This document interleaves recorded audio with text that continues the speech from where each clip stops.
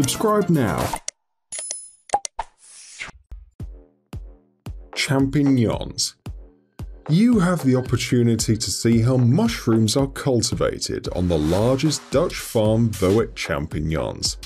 Worldwide, on an industrial scale, people use shelf technology for the cultivation of mushrooms that has been invented in the Netherlands. Since the mushrooms don't have the ability to produce chlorophyll independently, a necessary condition for their growth is a specially prepared organic environment, that is, compost. In addition, it's important to maintain a constant mushroom-friendly climate. Humidity in the room is kept at around 70 to 95%. They can't be exposed to direct sunlight either.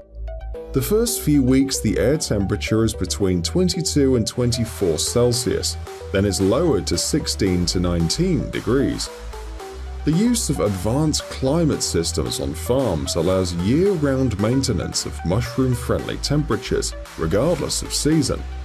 It is noteworthy that all this is not enough for the cultivation of champignons on an industrial scale, because it's also necessary to control the concentration of carbon dioxide. Its indicator should be in the range of 800 to 1000 ppm. The first mushroom heads appear only a week after bedding. Fruiting begins 20 to 26 days after planting.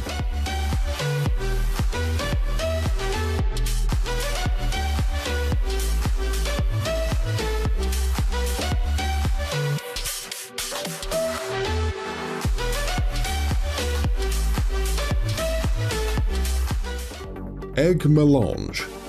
The use of conventional eggs in industrial cooking is inexpedient for two reasons. First, because of the fragility of the shell, so transport is complicated.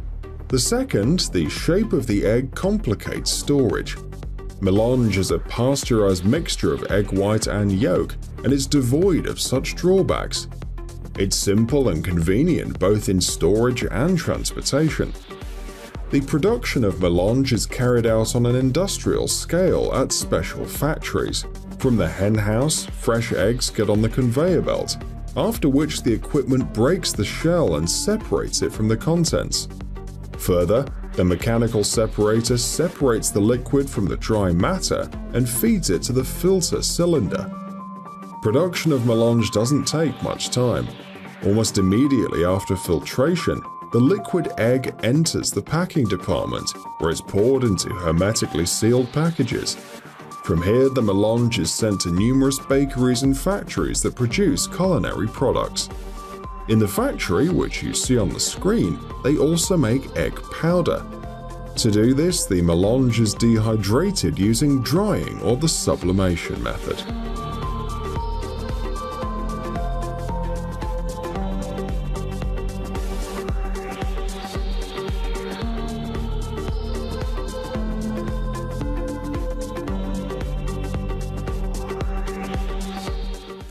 Cheese. Each piece of cheese that gets on our plates makes a long and difficult journey from a special production farm. Everything begins in the barn where the milk is collected. First of all, it's pasteurized in order to kill bacteria whose presence is unacceptable. Then, friendly bacteria are added to the processed milk. They contribute to its setting up. The next step is treatment in a cheese bath. In it, the excess moisture is removed from the mass, and they carefully mix it until it thickens.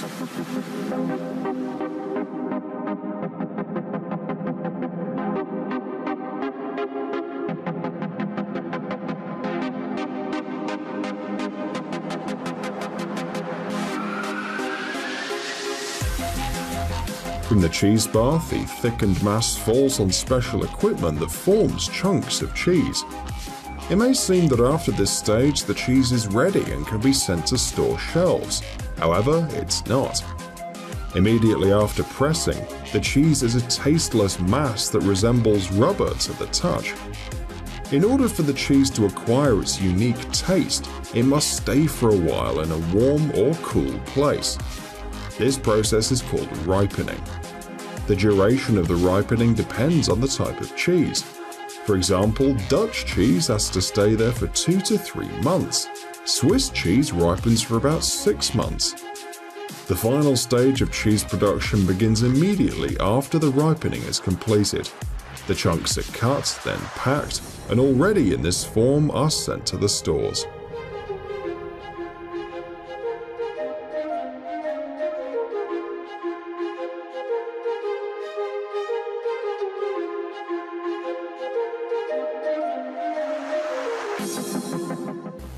Bread. The production of bread would be impossible without flour. People have received it from ancient times by grinding wheat with stones, but for industrial cases this method just doesn't work. In the UK alone, about 16 million tons of wheat are grown per year. It's planted in autumn and it's harvested almost a year later in August. Special equipment is used for harvesting the wheat. Before the collected wheat enters the mills, specialists take some of it for tests to determine its quality. If the party passes the tests, it's sent to the flour-making facilities. There, the grains are washed and cleaned. To achieve the desired composition of flour, different kinds of grains are mixed with each other. Finally, they fall into threshing machines where they turn into flour.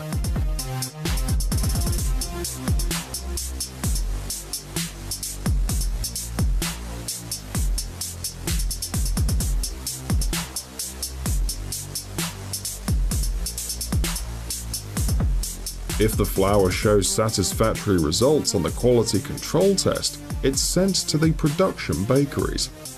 As a rule, one plant is engaged in making a wide variety of bakery products: buns, loaves, baguettes made from different flour and with different fillings. The flour is mixed with water, eggs, and various additives. From the dough, balls of the desired shape are formed. And after being in the oven, the products are cooled and sent to the packing department.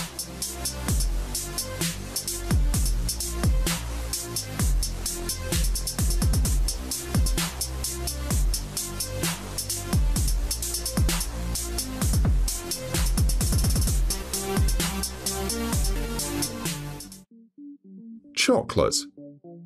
Now you will see how rocket chocolate is made at the Red Hook factory in Brooklyn. Cocoa beans are extracted from cocoa seeds. They're quite big.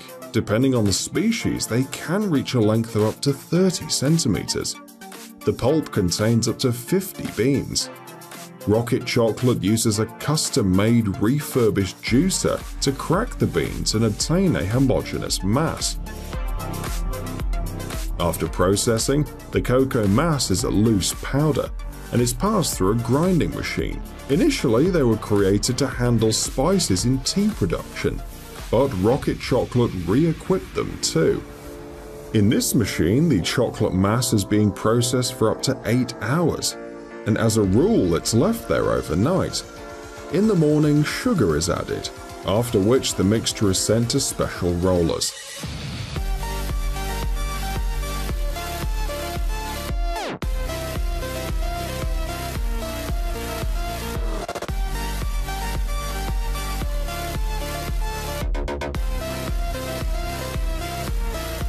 This is necessary in order to saturate the chocolate with air, as well as give it the necessary density.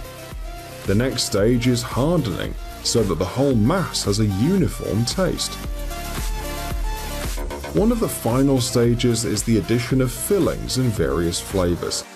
To get the usual bars that we all know, the chocolate is poured into molds, and after that it stays there for some time for final hardening. The final stage is packing.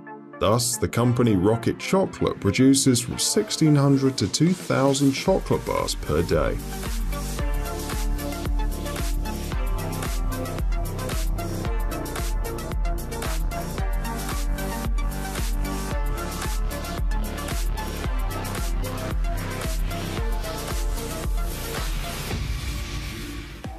Caramel sweets. As the basis, invert syrup or starch syrup is used for the production of hard sugar candies. The first option is more preferable. since the use of starch syrup may result in undesirable sugaring. They add sugar and water to the syrup, then mix thoroughly and bring to a boil. Hot caramel is poured onto the pallet, and the liquid is distributed so as to form a uniform layer. As soon as the caramel cools down a little and becomes viscous, it's rolled and moved onto a special machine. It allows adding the dyes and flavors and stirs the caramel to a uniform viscous state.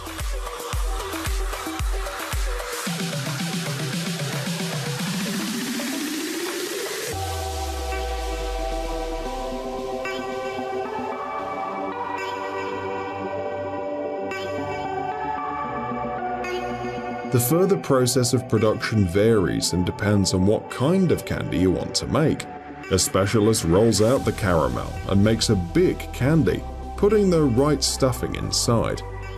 In this state, it gets into the rolling machine where it becomes narrower until it acquires the dimensions of a conventional candy. After that, it's manually cut, shaped, cooled, and wrapped.